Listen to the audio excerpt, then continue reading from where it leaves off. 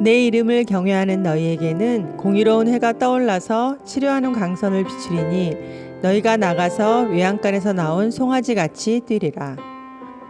사랑과 마음 상담센터에서 보내드리는 주일 예배 프로그램 말씀으로 나를 알아가기 시간입니다. 치료의 광선을 비춰주시는 하나님의 사랑을 경험하는 시간 되시길 바랍니다.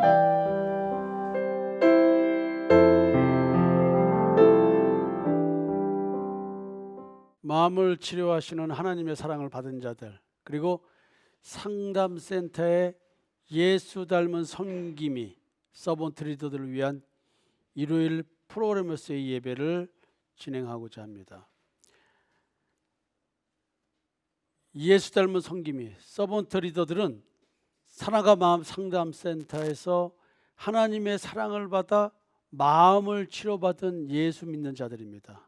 오늘 일요일 상담센터 프로그램에 일어나드리는 이 예배는 상한 심령을 제물로 원하시는 하나님께 우리의 마음을 치료해달라고 마음을 제물로 드리는 시간입니다. 다 같이 신앙 고백하심으로 예배를 시작하겠습니다. 우리는 사도신경이 우리의 신앙의 기준임을 고백합니다.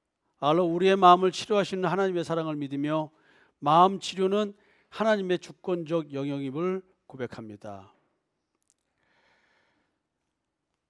입술의 열매 드림 시간입니다. 우리는 늘 하나님 앞에서 입술의 열매를 드립니다. 그것은 우리의 고백이 곧 하나님께 드리는 찬양이며 우리들이 하나님을 죽을 때까지 따르겠다라고 하는 우리들의 신앙적 결단이기도 합니다.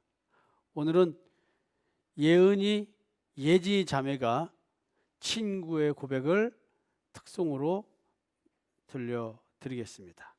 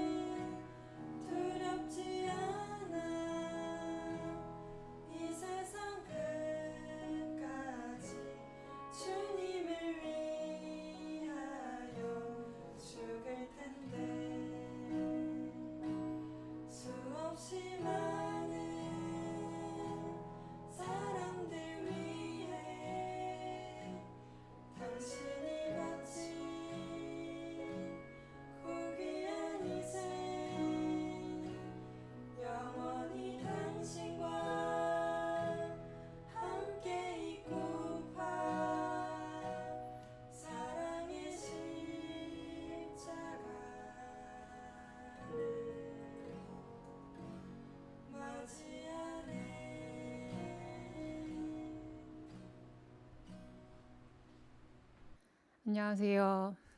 오늘은 제가 여러분들께 잠시 개인 고백 겸 또 드리고 싶은 말씀이 있어서 이렇게 영상 녹화를 하게 되었습니다. 제가 지난주부터 이제 학교에 나가서 일을 하게 됐는데요. 일을 하면서 밖에서 사람들을 만나고 또 새로운 일을 접하면서 우리 현재 사랑과 마음 상담센터에서 이루어지고 있는 지금 이런 훈련 과정을 더욱더 깊이 있게 느끼고 깨닫는 그런 시간이었습니다. 그래서 여러분들께 이런 말씀을 좀 드리고 싶은데요. 사실은 저는 오랜 시간을 목사님을 따라서 말씀을 들으면서 왔고 또 여러 가지 복음을 통해서 그 깨달음의 과정을 겪어왔고 그리고 상담이라는 그런 전문적인 용어를 가지고 지금까지 온 것은 아니지만 신앙 상담을 받으면서 왔었는데요. 이제는 저희가 이곳 만수동으로 이사를 와서 새로운 상담 프로그램을 만들고 저희가 신앙 동반 성장 프로그램을 진행을 하고 있잖아요. 그래서 이제 각각 개별적으로 리더들은 또 서로가 내담자가 되고 상담자가 돼서 서로 나눔을 가지고 있고 또 개인적으로 상담을 신청한 성도님들께서는 또 상담자 선생님들과 함께 상담을 나누고 계신데요. 저도 지금 강은하 장로님과 함께 상호 상담 훈련을 진행하고 있고 또 장로님을 통해서 받는 그런 상담을 제가 받으면서 많은 영향을 받고 있다는 걸 이번에 더욱 느낄 수 있게 되었습니다.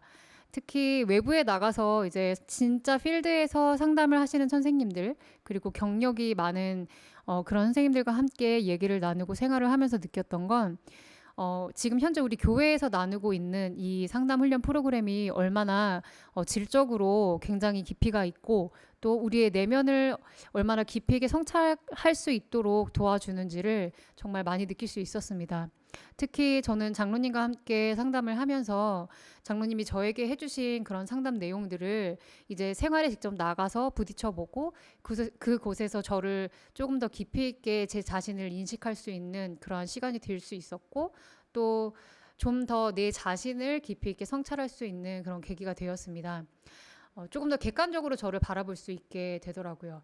그래서 여러분들도 지금 저희 이 상담 센터에서 진행되고 있는 이 상담 프로그램들에 적극적으로 참여를 하시고 정말 개인적으로 내가 그동안 나를 정확하게 인식하고 있지 못하던 그런 나의 모습들을 인식하시고 또 더욱 깊이 있게 자기 자신을 성찰하실 수 있는 그러한 계기가 되셨으면 좋겠고요.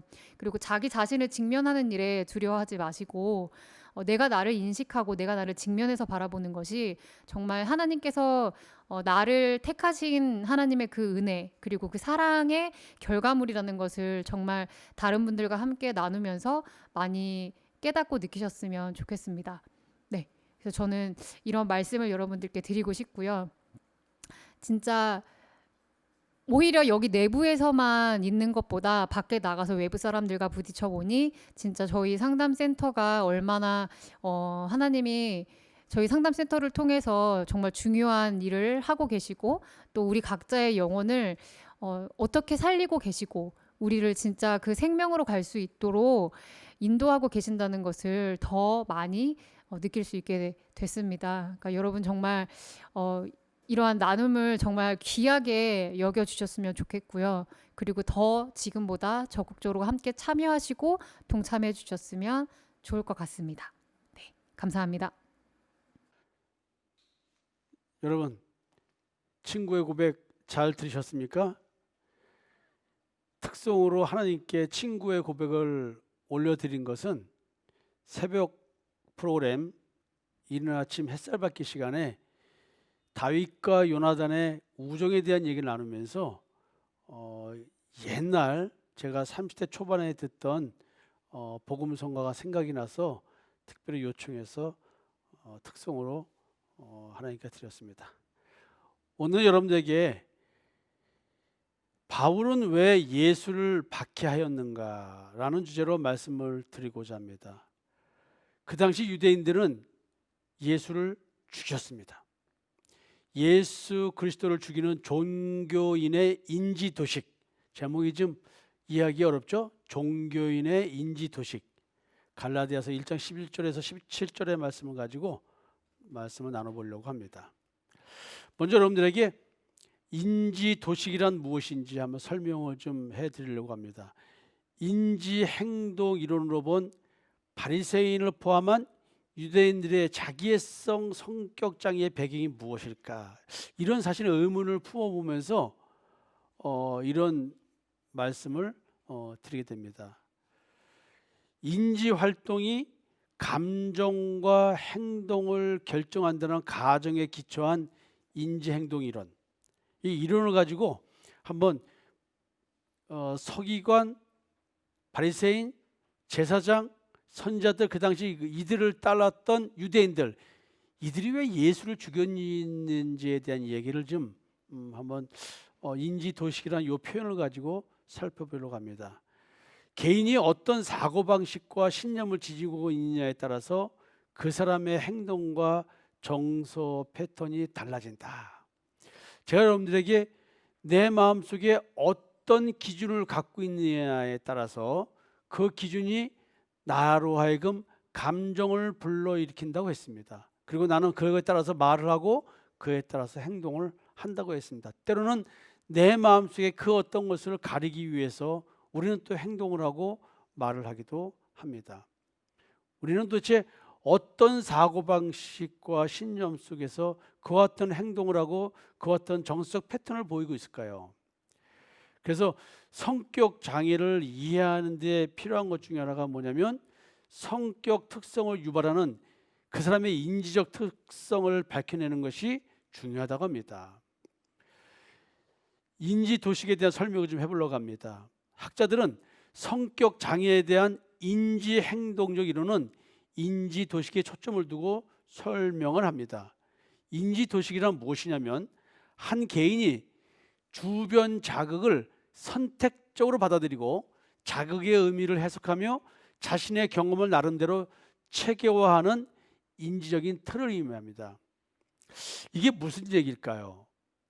우리는 오늘도 하루를 살아가는데 수많은 상황 속에서 자극을 받습니다.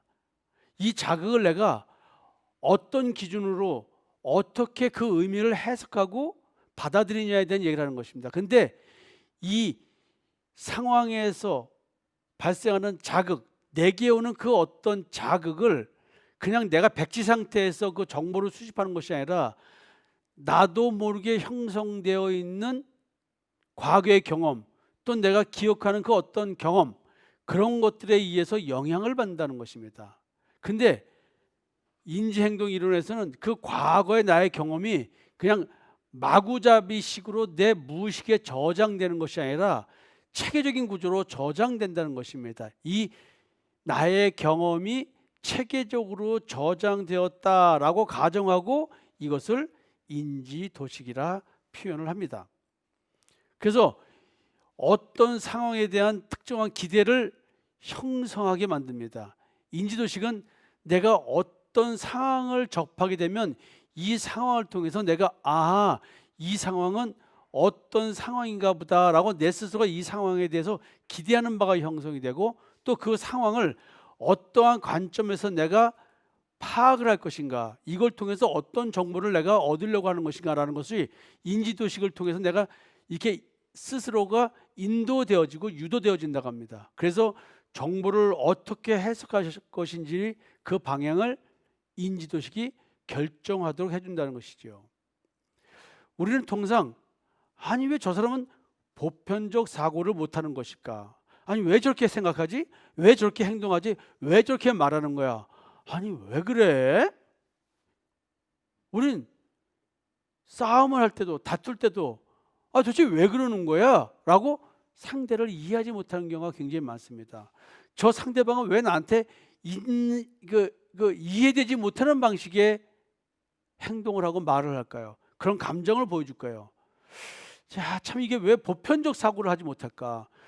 우리들은 오늘도 매일매일의 삶 속에서 동일한 생활 속의 일들에 대해서 해석이 달라지는 경우가 있습니다. 똑같은 상황, 가정생활을 똑같이 하는데 어떤 일이 발생했습니다. 근데 남편은 이렇게 해석하고 아내는 이렇게 해석하고 부모는 이렇게 해석하고 자식은 이렇게 해석하고 교회 공동체, 우리 상담센터 공동체, 직장에서도 동일한 상황이 발생했는데 그 상황을 보고 느끼고 해석하는 것이 사람마다 다릅니다. 그 이유는 뭐냐면 인지 도식이 다르기 때문에 그렇습니다. 사람들은 늘 항상 자기 체계에 사로잡혀서 살 수밖에 없는 이유가 있습니다. 때로는 이 인지도식 또는 자기 체계에 사로잡혀 살기 때문에 자기 자신도 모르게 형성된 그 어떤 것 때문에 그렇기 때문에 자기도 어쩔 수 없이 그렇게 살 수밖에 없는 이유가 있는 것입니다. 그게 왜 그럴까요?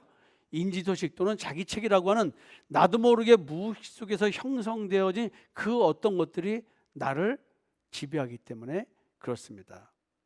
우리는 인지도식을 얘기할 때 핵심 신념이라는 표현을 씁니다. 이 말은 뭐냐면 인지도식의 기조에는 그 사람이 마음 깊은 곳에 가지고 있는 뿌리 깊은 한 가지 신념이 있다고 합니다.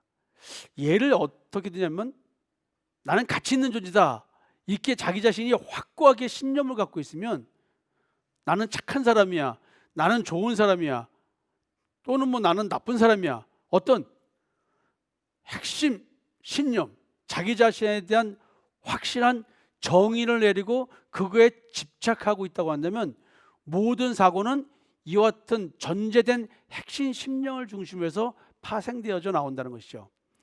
자신을 가치 있다는 전제적 사고가 있는 경우 인지도식에서는 여기서 파생되는 생각이 다양하게 담겨진다는 것입니다. 무엇이 있을까요? 내가 가치 있는 존재야, 내가 착한 사람이야 하면 내가 착하다고 생각하는 것 때문에 나는 매사를 상대방들이 좋게 느끼는 관점에서 의사결정하고 감정 표현하고 말을 하려고 할 것입니다. 오늘도 내가 아주 뭐랄까요, 착한 사람, 좋은 사람이라고 평가를 받고 싶으니까 자꾸 다른 사람들한테 관심을 가지고 잘하려고 노력한다는 것이지요. 가만히 잘 생각해 보시죠. 주변에 이런 사람들이 있습니까? 그러면 그 사람은 인지도식 체계에 나는 선한 사람이야, 착한 사람이야, 남한테 잘해주는 사람이라고 하는 어떤 핵심적 신념이 있는 거예요. 그래서 자꾸 자기도 모르게 그렇게 행동을 하고 있는 거예요. 그러다가 만약에 안 받아줘 봐요. 어휴, 어떤 행동을 할까요, 그 사람이? 여러분, 매 순간마다 상황에 대한 해석은 자신의 인지도식의 내용과 잘 들어맞는 방식으로 이루어지게 됩니다. 무슨 말인지 알죠? 지금 내가 내 안에 무의식 속에 형성되어 있는 인지도식에 맞게끔 내가 상황을 그렇게 해석한다는 거예요. 인지도식에 자신만의 독특한 사고 스타일이 또 영향을 미치는데 이것이 부적응력일 때는 인지적 오류가 발생합니다. 그래서 여기서 이런 질문을 하고 싶어요. 특정 종교인만이 지니는 독특한 사고 스타일이 있는가? 여러분, 지금 우리는 왜 바울이 예수를 박해했는가? 종교인들이 가지고 있는 인지도식, 예수를 죽일 수밖에 없는 그 독특한 사고 스타일과 인지방식, 뭔가 잘못된 이들의 사고방식은 무엇이었을까? 왜 이런 일이 발생했을까? 이런 의문을 던지고자 지금 이런 얘기를 시작하는 겁니다. 여러분, 야, 저 사람은 왜 저렇게 색안경 끼고 보는 거야? 늘 마음이 불안한 사람은 아무리 안정적인 상황이 있다 할지라도 안정적이면 안정적일수록 신뢰가 될 수 있는 상황이 더욱더 조성될수록 불안은 더 커진다는 걸 아십니까? 왜냐하면 안정감을 느낄수록 안정감을 더 느껴야 된다는 불안이 조성된다는 것이죠. 색안경 끼고 본다, 이런 것을 왜곡된 인지도시라고 말합니다. 우리는 상황과 사건을 매일 경험하고 삽니다. 그 상황과 사건 속에서 매일 반복되는 삶 속에서 내게 오는 상황과 자극을 통해서 어떤 일을 통해서 나는 나도 모르게 자동적으로 떠오르는 생각이 있는데 그게 바로 인지도식에 의해서 해석되는 것입니다. 자, 의부증이 있는 사람은 남편이 늘 다른 여자를 선택할 것이야, 다른 여자를 좋아할 거야, 바람필 거야, 이와 같은 생각이 있는 사람은 남편이 직장에서 어느 여자와 같이 있는 것만 보더라도 혹시 저 둘의 관계가 이상한 관계가 아니야? 라는 생각을 하게 됩니다. 이 사람은 왜 자기 남편이 여자와 있는 것만 봐도 자동적으로 이상한 관계 아니야라는 생각이 왜 떠오를까요? 왜 떠오를까요? 야, 이게 비대면 예배라 질문을 못 하겠네요. 그리고 그런 것 때문에 부정적인 감정이나 생각에 휘감깁니다. 그래서 이 부정적인 감정과 생각 때문에 이것을 해결하고 싶은 거야. 그러니까 퇴근하는 남편 뒤를 밟는 거야. 아니면 흥신소에다 얘기해가지고 돈을 줘서 불륜관계를 맺고 있는지 확인하려고 듭니다. 이와 같은 부적절한 행동을 하게 된다는 것이죠. 자, 자동적으로 떠오르는 생각, 그 어떤 상황과 사건, 여기에 해석, 인지도식이 이걸 만들어내는, 해석을 만들어내는데 여기에 인지적 오류가 들어오는 거예요. 여기에 색안경을 끼고 본다는 것이죠. 자기 부모가 바람나서 누군가, 엄마가 바람났던, 아버지가 바람났던, 만약에 그런 관계에서 편부모 속에서 살았다고 한 경우, 그 딸, 아버지가 바람난 경우 그 딸은 어쩌면 반드시 아버지에 대한 불신이 생겼기 때문에 남편에 대한 불신이 자동적으로 숨어 있을지 모릅니다. 그럼 자기도 모르게 의부증이 있을 수가 있습니다.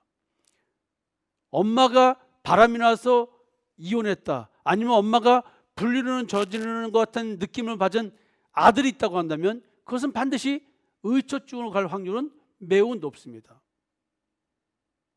과거 경험이 나로 하여금 그와 같은 인지 도식을 만들어내는데 기여한 거죠. 잘못된 인지 도식은 해석을 더욱 왜곡하는 악순환을 거듭하게 됩니다.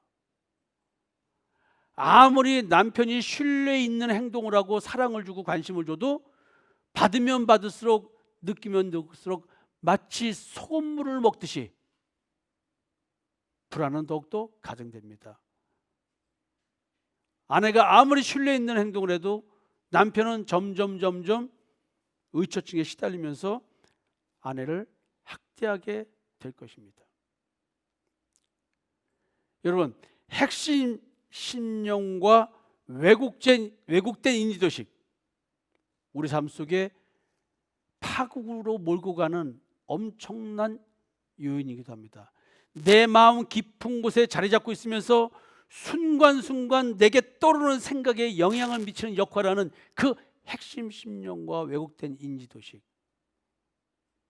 오늘도 내가 착하다고 생각하는 사람은 자기가 착한 척을 하기 위해서 오늘도 사람들 앞에 쇼를 부리고 있습니다.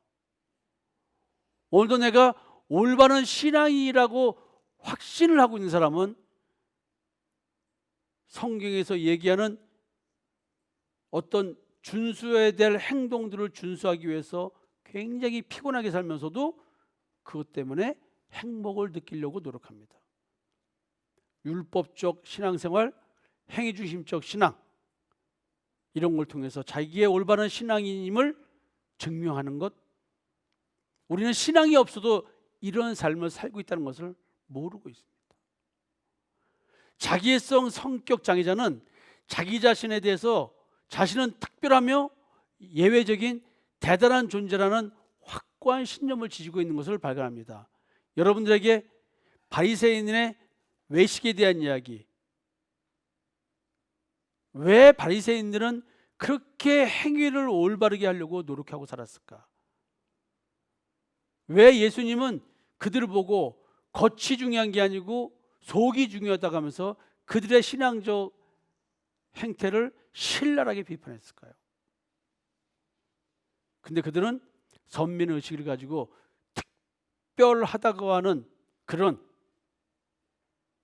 특권의식을 가지고 이방인들을 개돼지 취급을 하였습니다. 율법을 준수하지 못하는 자들을 사람 취급하지 않았습니다. 어쩌면 우리도 신앙생활을 스스로 잘한다고 생각하면서 내가 도덕과 윤리를 잘 지킨다고 생각하면 혹시 이런 사람도 아닐까요? 자기 혼자 자기 의를 추구하면서 세상에서 아래 위가 없는 사람, 나이도 없고 상대방의 위치도 존중하지 않고 나만 잘나가지고 나만 대단한 사람 생각해서 모든 사람을 무시하고 멸시하는 태도로 자기 속에 이런 게 있는데 또 이런 걸 감추기 위해서 마치 극률한 눈물이 있는 양 쇼부리는 사람들, 영혼 사랑이 있는 척하는 사람들, 자기애성, 성격 장애가 분명히 있다고 해도 과언은 아닐 것 같습니다. 핵심 신념, 이 신념이 종교적인 배경을 전제로 발생하게 된다면 어떤 종교적 삶의 현상이 우리들 삶에 드러나게 될 것인가 한번 생각해 보자는 것입니다.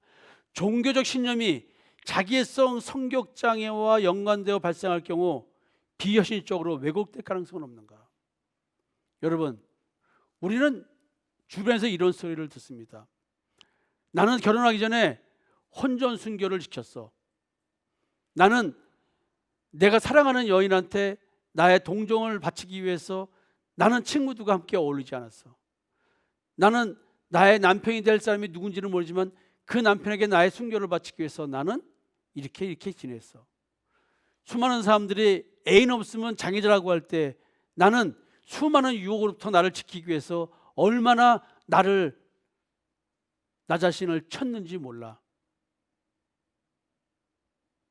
수많은 사람들이 나를 유혹할지라도 나는 꿋꿋하게 버텼어. 오직 예수 믿는 믿음으로.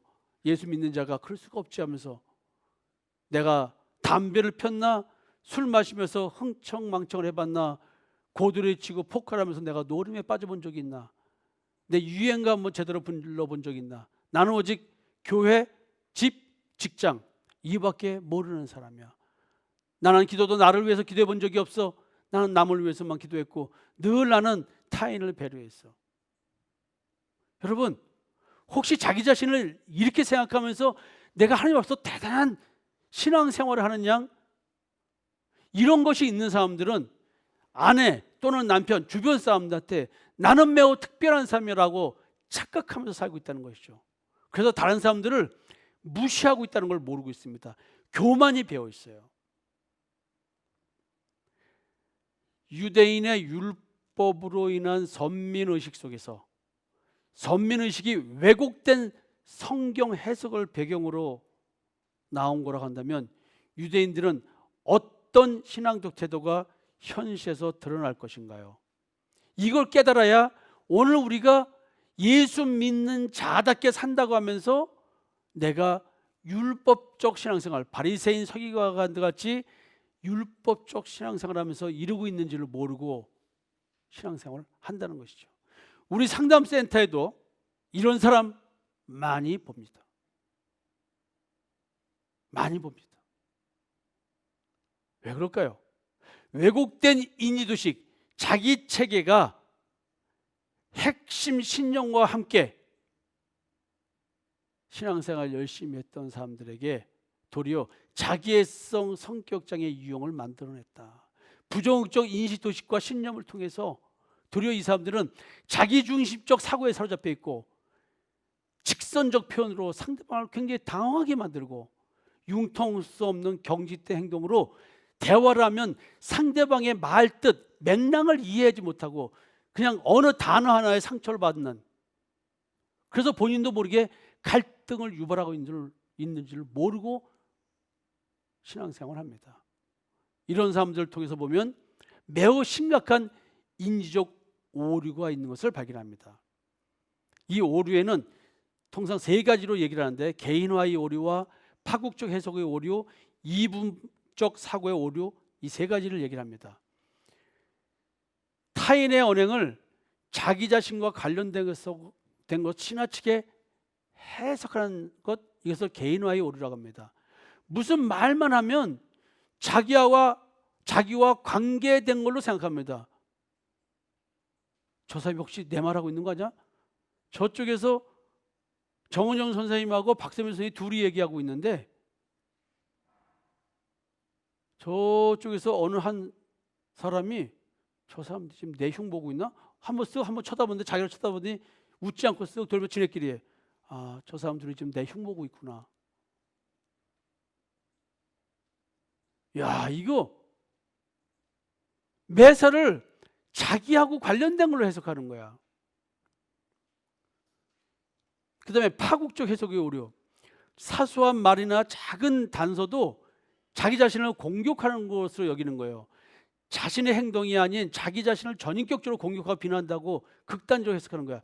무슨 뭐 그 사람이 나한테 뭘 제기했어, 제안을 했어, 무슨 의견을 제시했어. 아니야, 그게 아니야, 그게 아니야라고 말한 이것을 그냥 그 말한 그 자체에 대해서 그게 아니라고 말했는데 자기의 인격을 전인격적으로 부정한 거로 받아들여 가지고 자기를 공격하고 비난한다고 극단적으로 해석을 해. 여러분, 자기를 위해서 조언을 해준 것조차도 자기를 무시하고 멸시하는 걸로 받아들이는 사람, 현저하게 인지적 오류를 발생하는 그 어떤 인지도식을 갖고 있는 거예요. 아니, 왜 그렇게 피의식을 갖고 생각을 해? 참 이상하죠.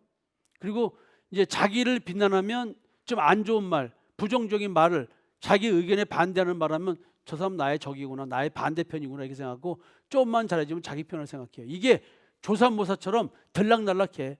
언제는 좋다고 했다가 언제는 막 비난하고, 또 언제는 비난하다가 자기한테 좀 좋게 대해주면 또 좋다고 말하고, 이분법적 사고의 오류를 보인다. 자, 이제 인지 도식에 대한 일반적인 얘기, 그리고 여기에 대해 약간 종교적인 얘기를 가미해서 설명했습니다. 종교인의 자기애성 성격장애 유형. 야, 이게 뭘까요? 여러분들에게 많이 얘기를 하는데, 의식 세계에서는 자신과 세상에 대하여 자기중심적이고 자아도취적인 신념을 지니고 있습니다. 근데 대부분이 그렇게 살고 있는 사람들, 그렇게 느끼고 있는 사람들, 그런 사람들은 실제로 마음속을 보면, 무의식의 세계를 보면 불안정하고 부정적인 자기 개념을 갖고 있습니다. 그래서 이 사람들의 인지도식 형성은 부모 관계에서부터 출발하는데, 이 부모가 뭡니까? 부모를 통해서 신앙의 전수가 되고 신앙적 전통을 이어받으며 결국 조상의 전통으로 형성되는 것입니다. 이게. 그래서 유대 사회는 율법적 신앙생활이라고 하는 이 조상의 전통이 진리를 떠나서 전통이 진리가 되어버리는, 그래서 마치 집단 무의식을 형성하듯 그렇게 인지도식이 형성되어 있습니다.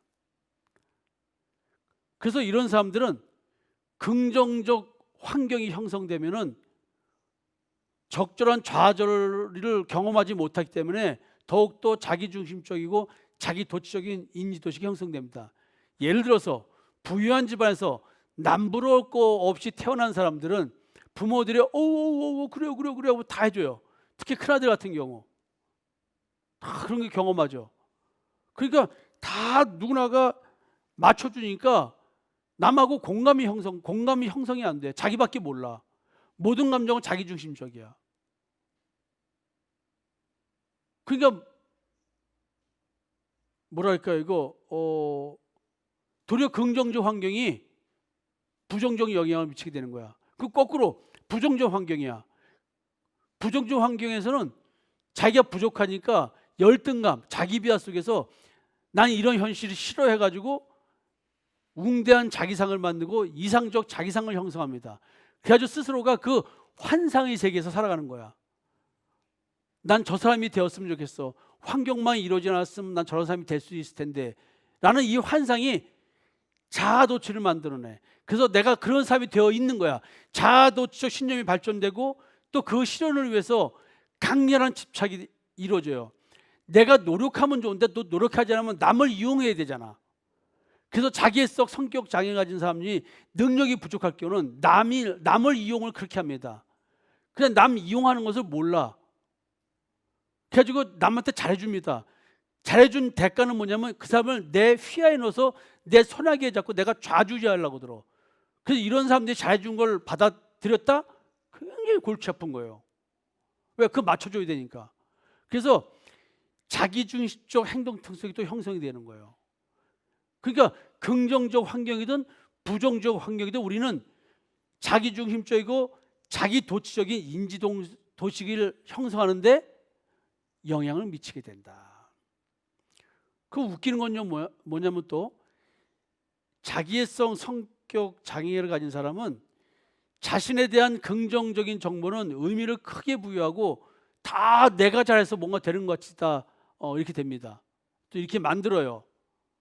다 내가 잘해서 다 한 거야. 근데 자신에 대한 부정적인 정보는 의미를 축소하고 책임을 전가합니다. 환경 탓을 하고 누구 탓을 하고 합니다. 아담과 이브가 다 그랬죠?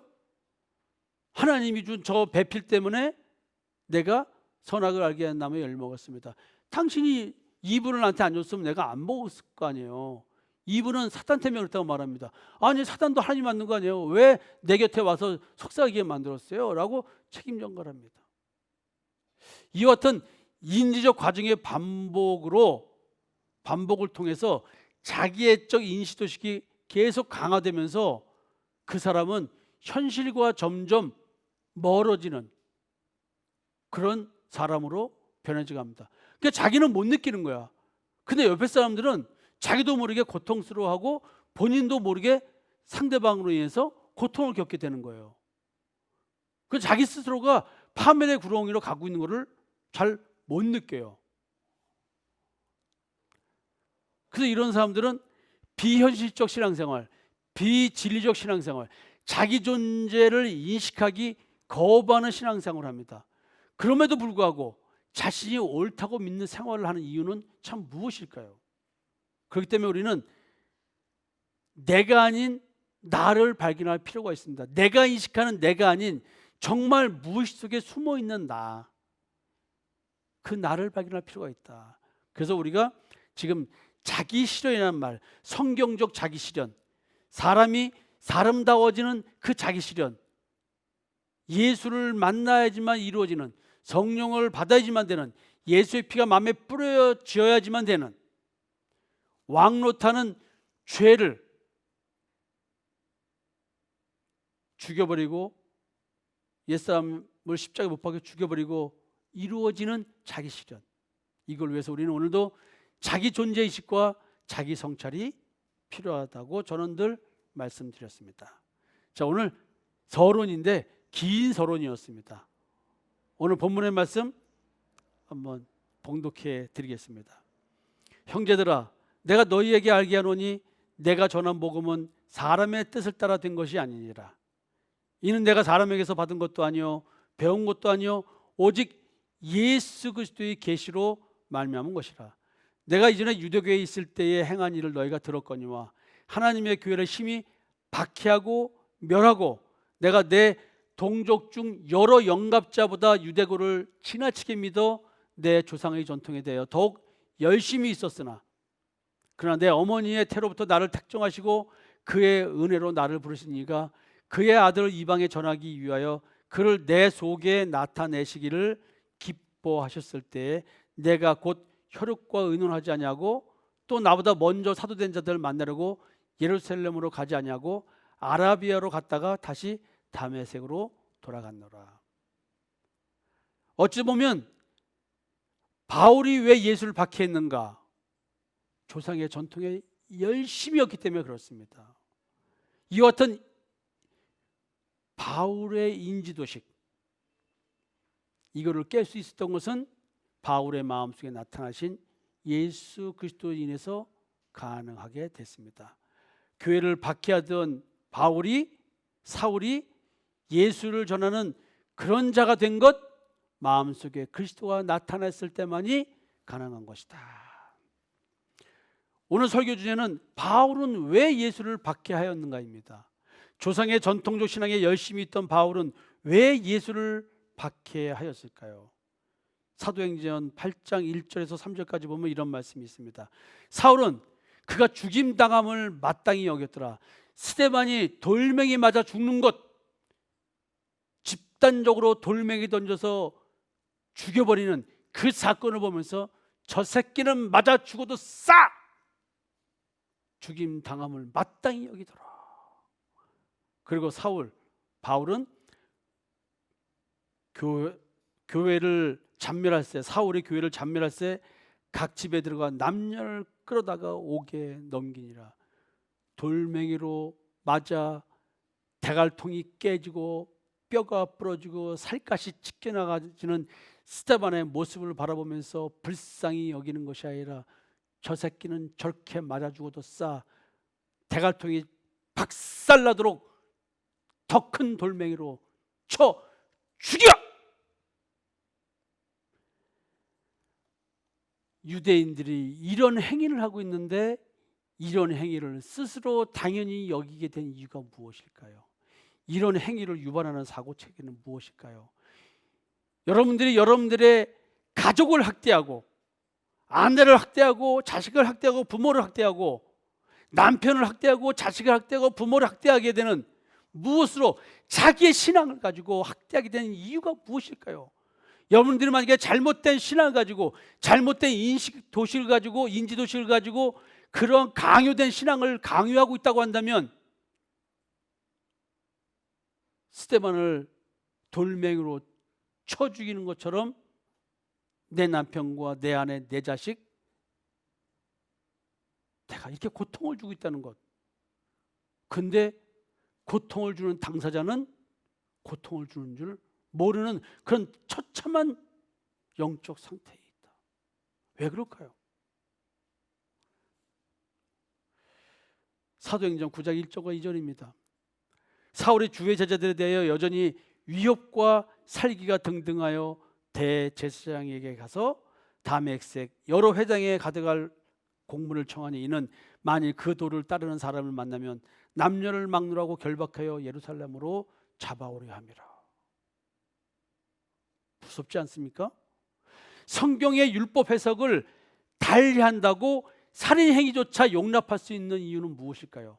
이런 행위를 유발하는 사고체계는 무엇일까요? 율법을 해석하는 조상의 전통적 신앙을 따라 열심히 하나님을 믿는 사울의 이 신앙적 행위의 의도는 도대체 무엇일까요? 이런 사울이 다메섹을 가다가 호련히 하늘로부터 빛이 그를 둘러 비추는지라 땅에 엎드러져 들음에 소리가 있어 이르시되 사울아 사울아 네가 어찌하여 나를 박해하느냐 하시거늘 대답하되 주여 누구시니까 이르시되 나는 네가 박해하는 예수라. 여러분, 사울은 예수를 박해한 적이 없습니다. 예수 믿는 자들을 죽이고 옥에 가두고 핍박하고 박해했을 뿐입니다. 그런데 예수님은 그 사람을 박해한 것이 예수를 박해했다고 정의 내리고 있습니다. 만약에 하나님의 사람을 핍박하고 박해하고 원망하고 미워하고 해코지 한다고 한다면 여러분들은 예수한테 그렇게 하는 것입니다. 사울이 이렇게 할 수 있는 사회적 배경은 무엇일까요? 이렇게 발생하는 집단 무시적 배경은 무엇일까요? 사울에게 영향을 미치는 의식은 도대체 무엇일까요?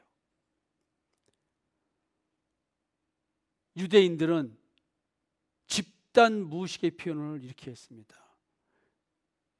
어떤 인지도식이 자리 잡고 있기에 집단 무의식이 이렇게 발생할 수 있을까요?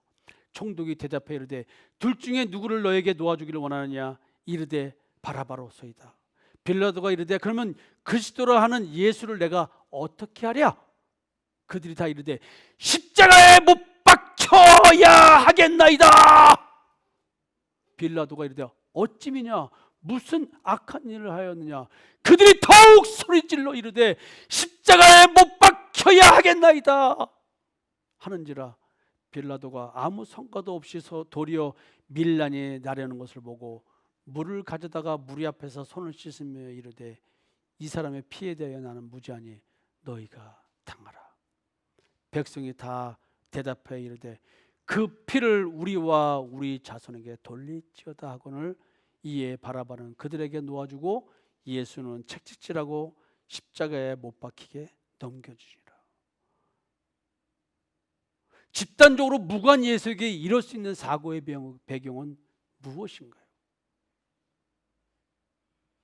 여러분 생각해 보셨습니까? 바리새인들의 예수에 대한 태도에서 본 집단 무의식, 그것은 그들의 마음속에 숨어있는 인지 도식은 사울이 열심이었던 조상의 전통이었습니다. 도대체 조상의 전통은 무엇이었을까요? 여러분들에게 예수님과 바리새인들의 대화를 한번 말씀드리면서 이 형성된 인지도식 그리고 집단 무의식의 전통의 조상의 전통으로 자리 잡은 그 집단 무의식에 대한 얘기를 좀 해보려고 합니다. 마태복음 9장 얘기입니다. 예수께서 배에 오르사 건너가 권동네에 이르니 침상에 누운 중풍병자를 사람들이 데리고 오거늘 예수께서 그들의 믿음을 모시고 중풍병자에게 이르되 작은 자야 안심하라 네 죄사함을 받았느니라. 예수님께서 중풍병자에게 안심하라 네 죄사함을 받았느니라 했습니다. 어떤 서기관들이 속으로 이르되 이 사람이 신성을 모독하도다. 예수님께서 죄사함을 받았느니라 라고 했더니 신성 모독한다고 말합니다. 예수님께서 이렇게 생각하는 걸 아셨습니다. 너희가 어찌하여 마음에 악한 생각을 하느냐. 자, 지금 서기관은요 정부의 한 관료죠. 서기관이라고 하는 공무원의 직책입니다. 지금 병든 자를 고쳐주는 일을 왜 신성모독이라고 생각을 할까요? 참 희한하죠. 중풍병자 고통받는 한 인간이 하나님 안에서 죄사함을 받고 병을 고친다고 한다면 축복해 줄 일 아닌가요? 왜 이 사람은 이와 같은 시비 거는 일을 했을까요? 서기관은 병든 자를 고치시는 예수의 병 고침에는 관심이 없었습니다.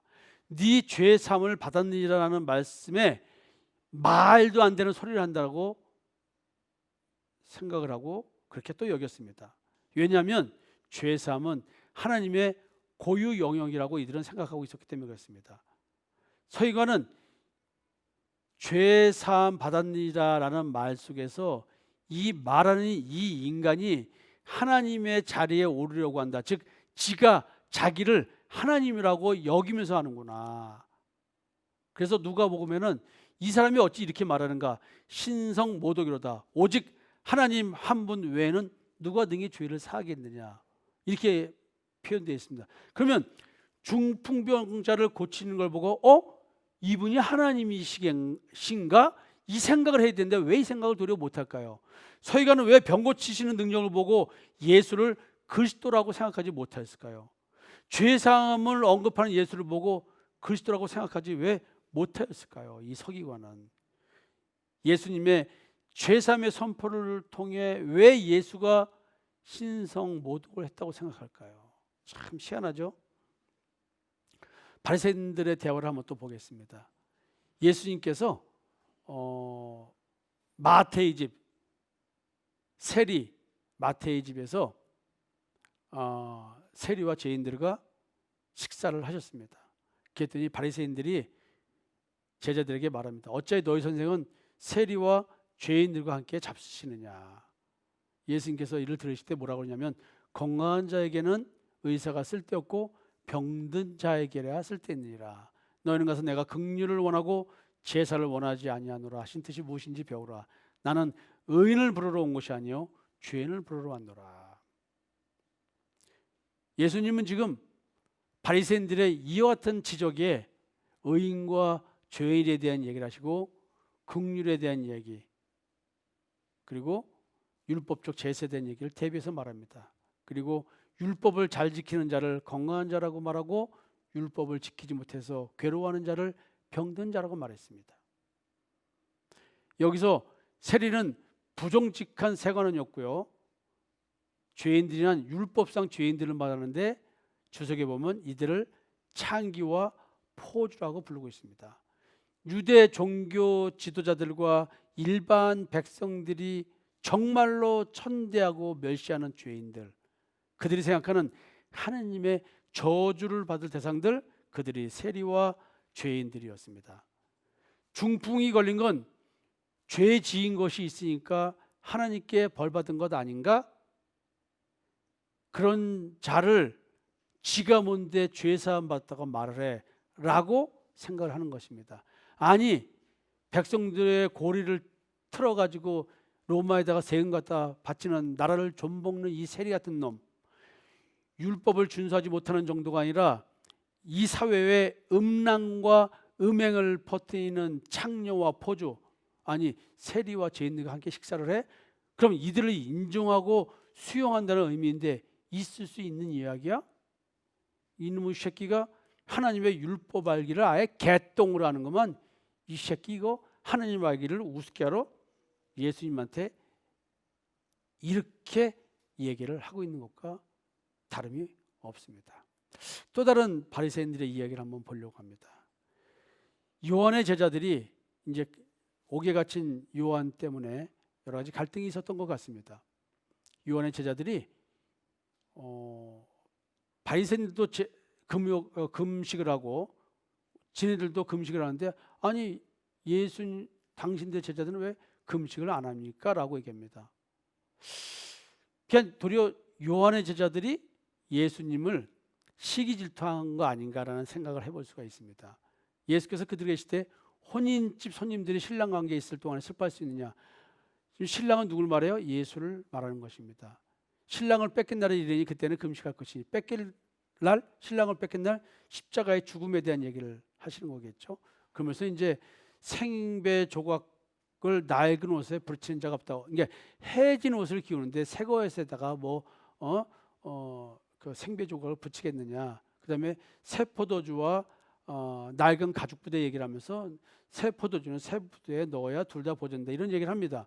이 말의 의미는 뭐냐면 함께 어우러질 수 있는 관계가 아니다는 얘기를 지금 하고 있습니다.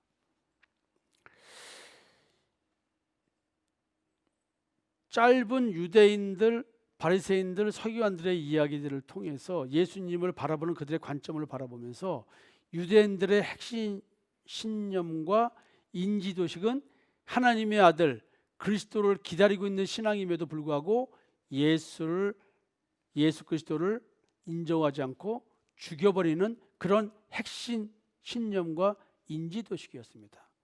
이들은 성경을 전통적으로 어떻게 해석을 하였기에 이럴 수 있는 것일까요? 이런 생각을 해볼 수 있을까요? 스스로 옳다고 자아도취적 신앙에 사로잡혀 있고 나는 너희들과 달라라는 선민의식이 자기의 의를 추구하는 신앙생활로 말미암아 왜곡된 신앙을 갖게 되므로, 그래서 왜곡된 신앙이 삶의 현실로 드러난 결과가 예수를 죽이는 것이 아니었는가, 이런 생각을 해볼 수가 있습니다. 자, 그러면 이렇게 자기의 신앙생활, 자기의 의를 추구하면서 자기 중심적 신앙생활, 자아도취적 자기 만족의 신앙생활하는 이들에 대한 예수님의 생각은 어땠을까요? 예수님이 이들에 대한 평가를 마태복음 23장에서 이렇게 말씀하십니다. 서기관들과 바리새인들이 모세의 자리에 앉아 있다. 근데 이들의 신앙은요, 진짜 하나님 앞에서 하는 신앙생활이 아니라 그들의 모든 행위는 사람들에게 보이고자 하는 신앙이라는 것입니다. 그들의 모든 행위를 사람에게 보이고자 하나니라고 예수님은 지적합니다. 그러면서 쭉 설명하시면서 그들의 신앙적 행태를 얘기하고 종교적 행위를 얘기를 하면서 이런 말씀을 얘기합니다. 누구든지 자기를 높이는 자는 낮아지고 누구든지 자기를 낮추는 자는 높아지리이다.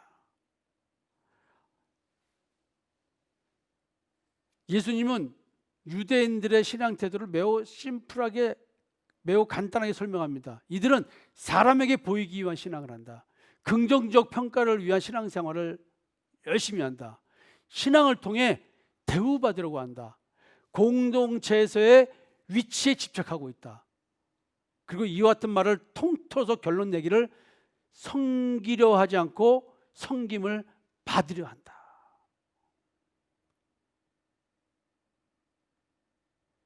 철저한 행위적 신앙을 통해 스스로 자아도취적 신앙에 심취되어 있다고 얘기를 합니다. 자기 중심적 신앙으로 발전해서 자기밖에 모르는 자로 바뀌어 있다. 그래서 인지도식이 뭘로 형성되어 있냐면 율법의 행위 기준으로 형성되어 있다.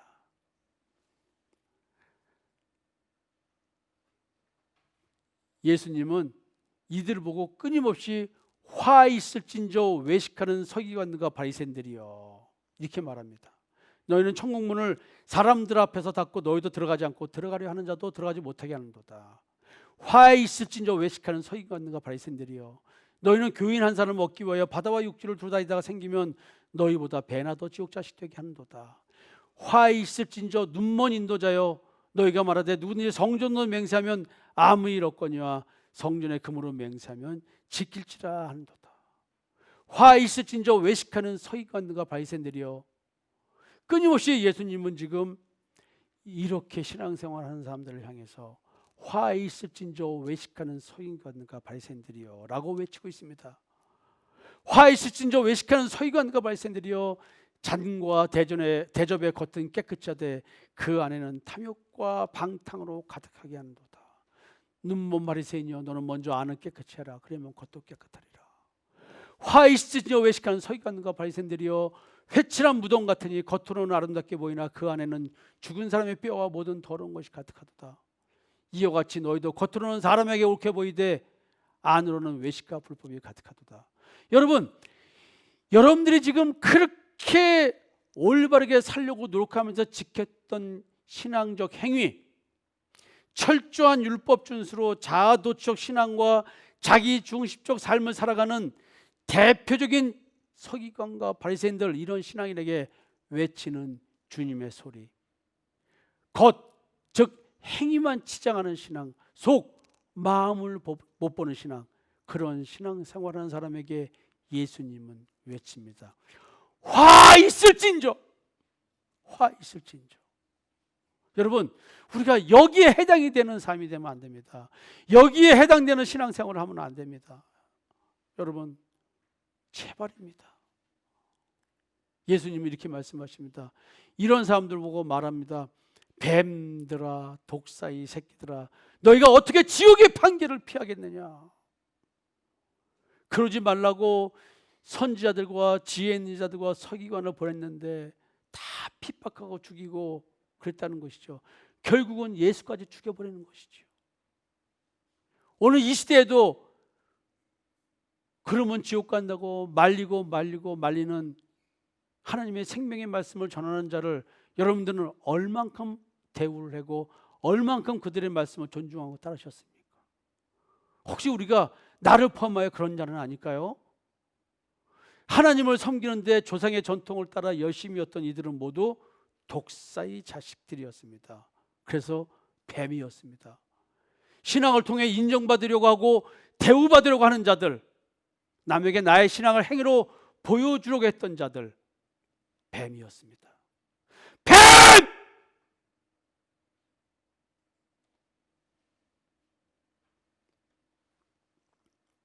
율법의 철저한 행위적 준수로 말미암아 자신의 거룩과 경건을 추구하며 거기서 자기의 의를 맛보며 자아도취적 신앙생활과 자기중심적 신앙생활하던 서기관과 바리새인 그리고 교권 잡은 자들, 그 당시 제사장과 선지자들, 이들이 예수를 거부했습니다.